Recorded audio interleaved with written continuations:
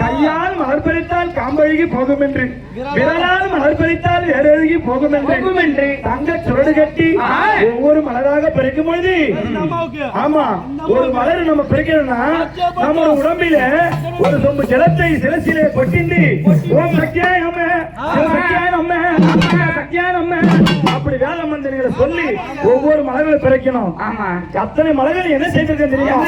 இத்தனை மலர்கள்